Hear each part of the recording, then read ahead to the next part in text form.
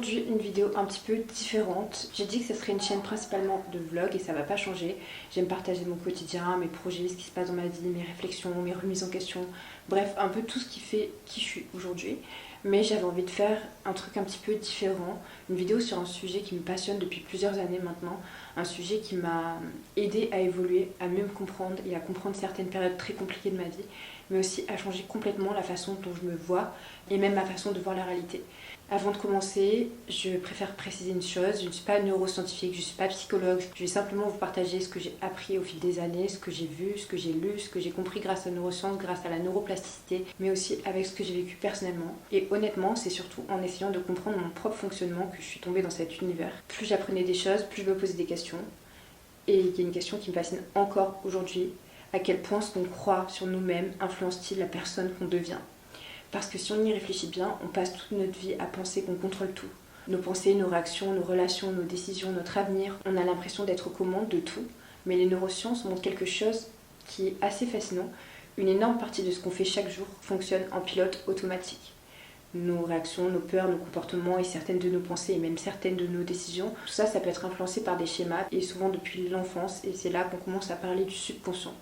Quand j'étais plus jeune, j'entendais souvent ce mot, le subconscient, et je trouvais ça très mystique, presque ésotérique, comme si c'était une espèce de force magique cachée dans notre tête. Mais plus je me suis intéressée au sujet, et plus j'ai compris qu'on pouvait aussi l'aborder d'une manière beaucoup plus scientifique. Pour faire simple, on pourrait dire que le subconscient, c'est un peu tous les programmes automatiques que notre cerveau a enregistrés au fil de notre vie. Depuis qu'on est enfant, on absorbe énormément d'émotions. On entend des phrases, on observe nos parents, on vit des expériences, on ressent des émotions, on connaît des réussites, des échecs, le rejet, on est félicité, on est critiqué. Et petit à petit, notre cerveau essaie de donner du sens à tout ça. Il crée des raccourcis, des conclusions, des croyances. Par exemple, je suis pas assez intelligent, je mérite pas d'être aimé, je suis pas fait pour réussir, l'argent est compliqué à obtenir, je suis quelqu'un de faible. Au départ, c'est pas forcément des vérités, mais à force de les répéter, à force de les entendre et à force de les vivre, elles finissent par devenir notre vérité, puis elles deviennent notre identité. Et là, les choses deviennent vraiment intéressantes parce que le cerveau possède un système qui est assez incroyable, ça s'appelle le système d'activation réticulaire. Je sais, le nom est un peu barbare, mais son fonctionnement est assez simple à comprendre. Imaginez que votre cerveau fonctionne comme un filtre. Chaque seconde, il reçoit des millions d'informations, des visages, des bruits, des conversations, des objets, des opportunités, des détails. Il serait incapable de tout traiter. Alors il fait du tri. Il sélectionne ce qui lui semble important. Mais la question, c'est comment décide-t-il de ce qui est important ? Et bien souvent, il se base sur ce que vous croyez déjà.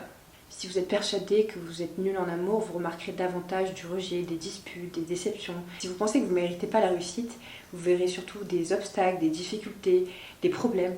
Si vous êtes convaincu que personne ne vous apprécie, votre cerveau retiendra plus facilement une remarque négative que 10 compliments. Et ça m'avait vraiment retourné le cerveau quand je l'ai compris, parce qu'au fond, ça veut dire qu'on ne voit pas le monde tel qu'il est, on voit le monde à travers les lunettes de nos croyances. Et forcément, ça influence nos actions. Une personne qui croit profondément qu'elle peut réussir va probablement prendre plus de risques. Elle va essayer, se relever, persévérer, continuer malgré les échecs, alors qu'une personne persuadée qu'elle est destinée à échouer va abandonner avant même d'avoir commencé. Et au final, elle obtiendra des résultats qui confirment ce qu'elle pensait déjà. Les psychologues appellent ça une prophétie réalisatrice, et j'adore ce terme. Autrement dit, on finit par créer inconsciemment ce qu'on redoute le plus.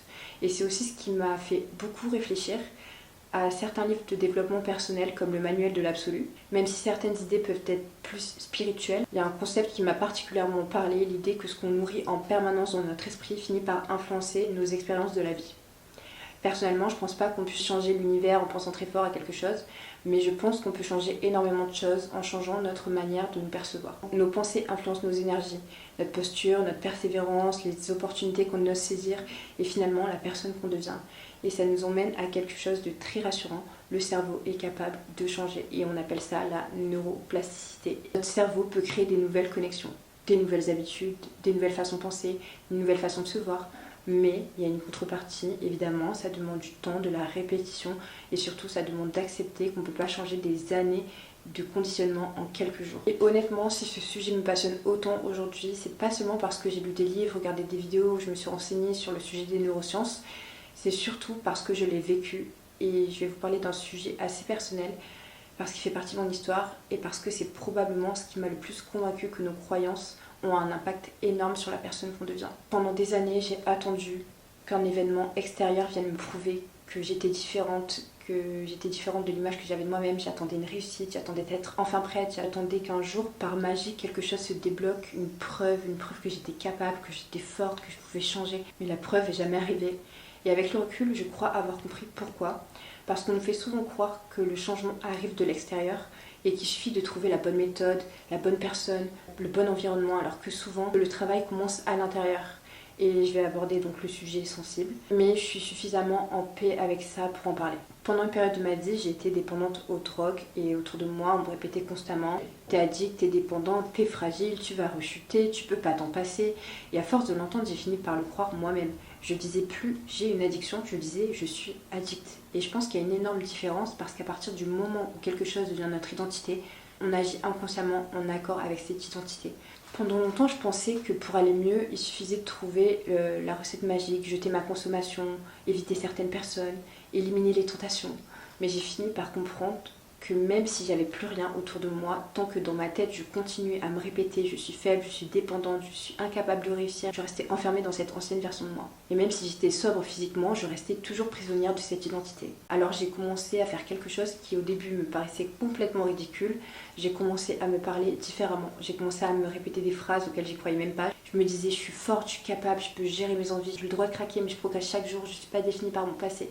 Et au début c'était presque gênant parce que l'autre voix dans ma tête me répétait directement arrête, c'est faux, tu sais que tu vas rechuter, regarde comme t'es faible, t'es une incapable. Et honnêtement j'y croyais pas du tout, mais j'ai continué. Et j'ai continué encore et encore, je me suis matrixée, je me suis répétée, et je me répétais tellement souvent que petit à petit, ces nouvelles pensées ont commencé à prendre plus de place que les anciennes. C'est pas que les pensées négatives ont disparu comme ça du jour au lendemain, c'est simplement qu'elles avaient de moins en moins de place pour s'installer. Et là, les choses ont changé. Je résistais plus parce que je me battais contre une addiction, je résistais parce que je commençais à croire que j'étais une personne capable de résister. Et c'est là où est toute la nuance subtile, je commençais à croire que j'étais une personne capable de faire des choix différents, capable de se reconstruire.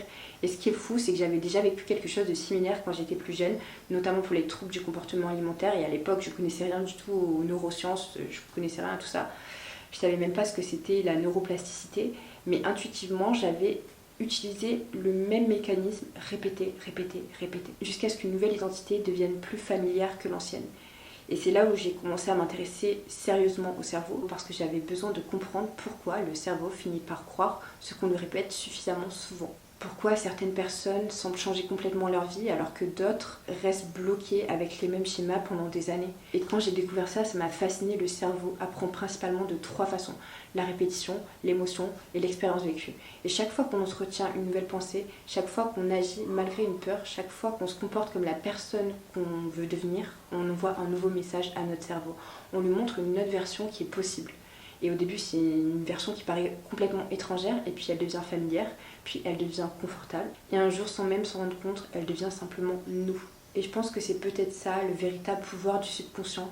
Pas forcément de contrôler magiquement le monde extérieur, mais influencer profondément ce qu'on remarque, ce qu'on croit possible, les opportunités à saisir, la façon dont on se parle, la façon dont on se traite et finalement la personne qu'on autorise à exister. On vit pas seulement dans un monde extérieur, on vit dans une histoire intérieure, une histoire que notre esprit se raconte en permanence et tant qu'on ne prend pas conscience de cette histoire, elle continue d'écrire notre vie à notre place. Mais à partir du moment où on commence à observer nos croyances, à se poser des questions, à remettre en question ce qu'on a toujours pensé et à choisir consciemment ce qu'on veut nourrir dans notre esprit, quelque chose commence réellement à changer.